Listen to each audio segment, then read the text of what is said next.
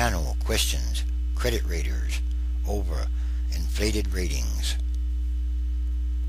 Executives and employees at the major credit ratings agencies were often aware of problems in the AAA grades awarded to thousands of mortgage-related securities whose downgrades helped plunge the nation into a severe financial meltdown. At the same time, according to documents from the big credit ratings agencies presented at a House hearing Wednesday, pressure from bond and securities issuers translated into inflated ratings that put investors at risk. The companies Standard & Poor's, Moody's, and Fitch Incorporated made enormous profits as they evaluated a ballooning number of mortgage-backed bonds, many of which were given top marks as long as housing prices went up.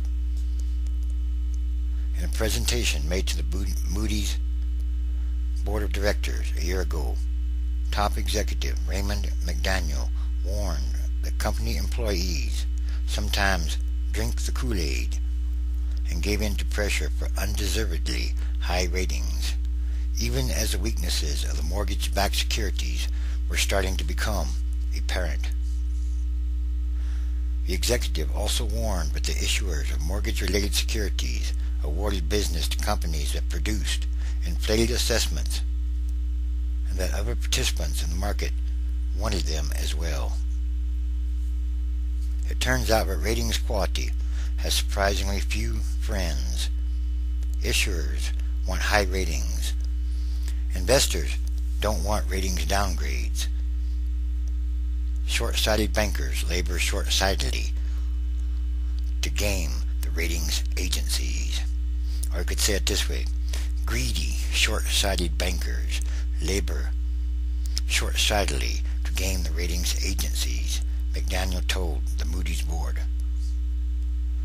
The story of the credit rating agencies is a story of colossal failure, said Representative Henry Waxman, chairman of the House Oversight and Government Reform Committee.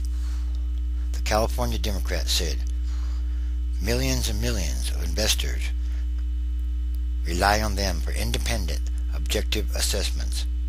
The rating agencies broke this bond of trust, and federal regulators ignored the warning signs and did nothing to protect the public.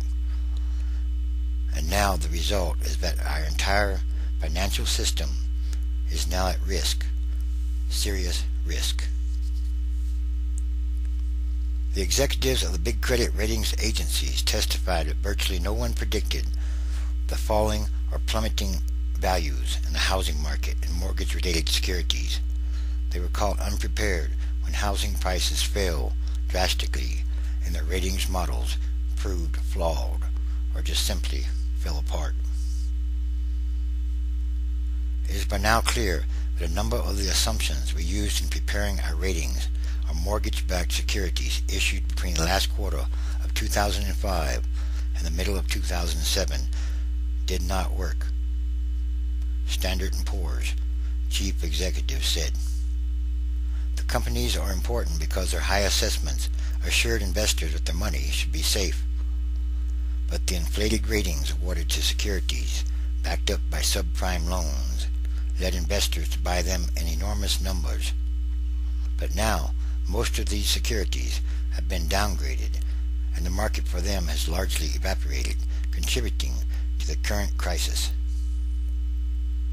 Like the UL-approved tag on electric appliances, a AAA credit rating is meant to insulate investors against nasty shocks," said top panel Republican Tom Davis of Virginia. But as the collapse of the mortgage-backed securities boom has seen billions in once high-grade investments fall quickly to junk status, many are asking how and why the credit rating agencies got it so wrong indeed. They couldn't see it coming. A Standard & Poor's spokesman said lawmakers exaggerated the percentage of mortgage-backed securities that had to be downgraded, and noted that none of the $855 billion worth of AAA subprime mortgage-backed securities that it created over 2000 and 2007 had gone into default yet. That's yet. Still, a 2007 internal exchange by two Standard & Poor's employees shows how the experts worried that the company's models didn't accurately capture the riskiness of some securities. It could be structured by cows, and we would rate it, said one expert. Again, the experts said it could have been structured by cows, and we would have rated it. In another internal exchange, a Standard & Poor's expert in 2006 told a co-worker, "Let's hope we are all wealthy and retired by the time this house of cards falters." As the dominoes fall, company executives were well aware that there is often little basis for giving AAA ratings to increasingly complex securities, but that companies often vouched for them anyway. Fitch and S&P went nuts. They went crazy. Everything was investment grade. This is all, once again, about pure greed. Yes, greed. Greediness and covetousness is taking down the economies of the world, especially the U.S. economy. It's falling fast. The stock market, Dow Jones, it just keeps falling. It keeps falling more, and it could possibly go back up. Just look at the graphs. The graphs are always falling further and further down. No matter how much it goes back up, it always falls down more. We tried to alert the market. We said we're not rating it. This stuff isn't investment grade. But no one cared because the machine just kept going. Greed ruled the day.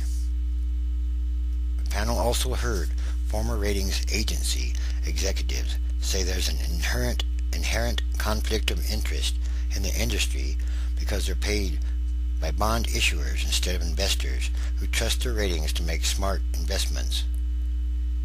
The Securities and Exchange Commission, the SEC, said in July that conflicts of interest were not always managed appropriately by the credit rating companies. Yes, once again, that's all about greed, has brought down the economy, and it will get worse. And this also is connected to what's going on. In fact, there are many things that are connected, many signs of the times. Feds rush to ease Endangered Species Act. Rushing to ease endangered species rules before the president leaves office, U.S. Interior Department officials are trying to review 200,000 comments from the public in just 32 hours, according to an email obtained by the AP.